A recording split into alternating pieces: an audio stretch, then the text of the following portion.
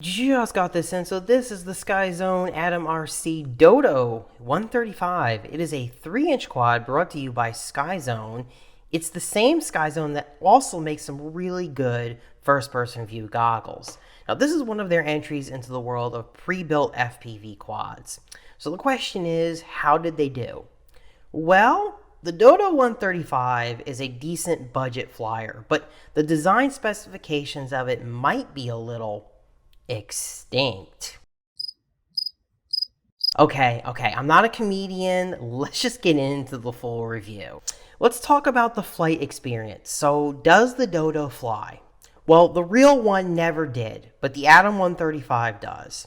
It's a little ripper of a quad. You know, you get plenty of top end speed with the 4-cell 1105 3500 kV motors on this. I was really having a blast ripping this thing around.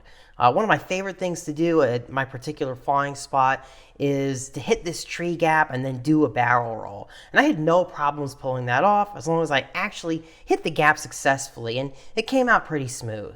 Basic moves like split S's, flipping around objects, power loops, all that, it does it without a problem. Handling to complete trickier moves like inverted yaw spins felt a little sloppier than I prefer, and it's probably the tune needing a little bit of work. Now, the motors also don't adjust to coming off of high end to low throttle, such as while making a sharp turn, and there's a little bit of wash there. I would say the noise profile of these motors, like how does this thing sound, is probably about a medium level. It's somewhere in the middle. So this is probably something you could take to a larger, more isolated park and not attract a lot of attention, but it's still a 3-inch drone and it makes some significant noise. As far as camera quality goes, this is an analog video build, and the camera is a Caddx Turbo EOS 2 with 1,200 TV lines of detail and a 160-degree field of view. Now, I didn't really notice any jello or vibrations coming out of this Caddx camera, and the video feed was always clean of that. And the AtomRC brand 300 milliwatt video transmitter was fairly decent too, and they wired it in all correctly. I didn't see any electrical interference in my video feed at all. You know, you might get horizontal lines or extra scratchiness. I didn't have any of that. There was just the standard static blips that I normally receive when I run analog. The video transmitter itself is working cleanly as I would expect. So let's briefly discuss the build quality.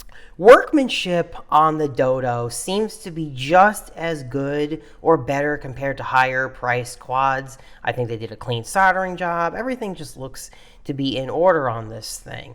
Durability wise, I've crashed it numerous times so far, and I've been just flying this thing how a normal person might do it. I did some risky moves. I missed the tree gap multiple times. I whacked it into a metal pavilion, amongst other, little crash incidents. There are some areas of this that I'm obviously concerned about, and one of them is the canopy and the camera.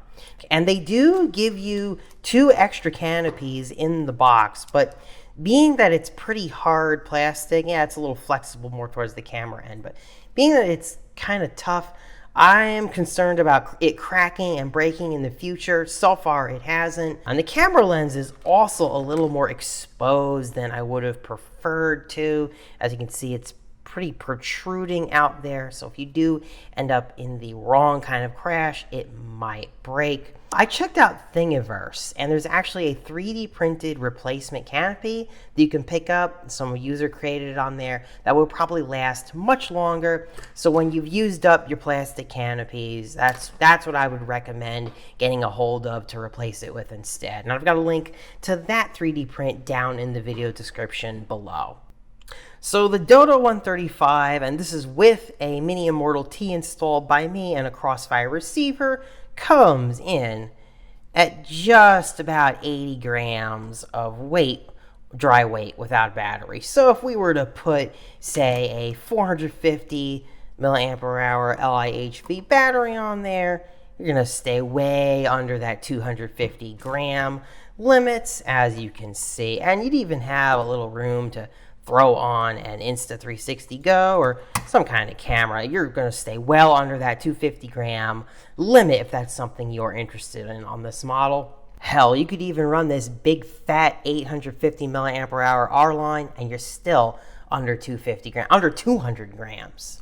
So in terms of flight time, on the 450 milliamp hour LIHV from GMB gave me typically around 5 minutes, but the 650 took me all the way to about 8 minutes. And although you could run an 850, I really feel like it's just too heavy for this guy. Better off sticking with these or somewhere in the middle. So to install a receiver or buzzer to the PNP or plug-and-play version, it comes with a little connector that is intended to wire in over S-Bus. And they left a lot of room in the canopy to put a receiver up in the top, so that you shouldn't really have any trouble fitting it in there. And I ran a mini Immortal T down the back just like this, as you can see. I know that this is not optimal for range with Crossfire. Please, commenters, don't kill me. I already know this, but my intention was to simply go for durability here, since this is not a long-range quad anime, and it pretends to provide the most protection in crashes by having it mounted on the back, and I've been happy with the range that this gives me. There is no buzzer that comes with the Dodo 135. You need to install one yourself. I recommend something small like the ViFly Finder. They actually make the Finder Mini, which will be perfect to squeeze inside here. But you can also enable D-Shot Beacon in Betaflight. So this will provide audible beeps from the motors when the model is lost. It's not going to be very loud, but it's better than having nothing. Okay, so in the animal world, the dodo is an extinct bird. If you could somehow go back in time, get one, and bring it back, you would have the most special bird on the planet. By contrast, the Dodo drone from AtomRC is, well, generic. This one's been out for a few months now, for about half a year, and interest in it has been really low. And I don't think it's because it has bad workmanship or build, but it's just because it's so generic. There's nothing that makes this build special at all in 2021. We've seen quads similarly built like the Diatone R349 with the very popular F411 Mamba stack. And I would even say that it's behind in its own class. The motors being 1105 3500 kV. This was a popular motor specification like a few years ago. And as I said in the flight review, they do offer plenty of top end speed. But the problem with these motors is that the throttle transition from high to low, it isn't that smooth, and you feel it when you're doing sharp turns and corners where you might need to slow down. So, better types of motors have been made for this reason. 1408 4000 kV were already being used on models like the Diatone back in 2019. So I don't know why they chose to go with this motor specification in late 2020 or early 2021 when the AtomRC started to ship. But let me just make a couple points here before you write this one off because of what I'm saying. As I ripped around my favorite spot, I was not thinking the entire time, gee, I sure wish these motors were 1408s, or, if only the flight controller was an F7 and had RPM filtering enabled.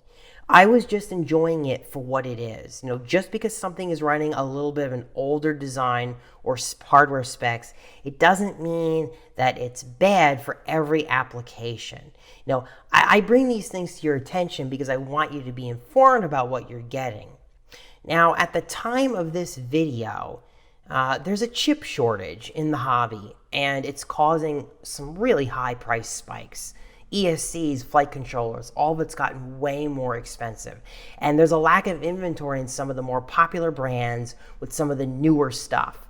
But you can nab one of these for around $130 shipped, which is kind of a difficult thing to find these days. For a bind and fly 3-inch quad running 4S batteries and an F4 flight controller today, I think that's pretty good. Let me also throw this out there. Maybe you're new and you're just coming into the hobby. You can pick this one up, save some money, and instead throw your funds toward goggles or a radio. Those are things that you'll probably have for a much longer term than a quad anyway. Now, I moved on from my first quad years ago, but I'm still using my radio and goggles today. Just something to think about. In conclusion, I think if you're just looking for a cheap FPV quad to throw around, I think this is still worth picking up. I would keep an eye on the price and components in case they change drastically, and then just go from there. Alright guys, that's it. Please leave a like, comment, and subscribe if you already haven't. If you got any questions about this guy, leave it down in the video description below. With that being said, you guys take care. I'm going to do some flying, and I'll see you in the next.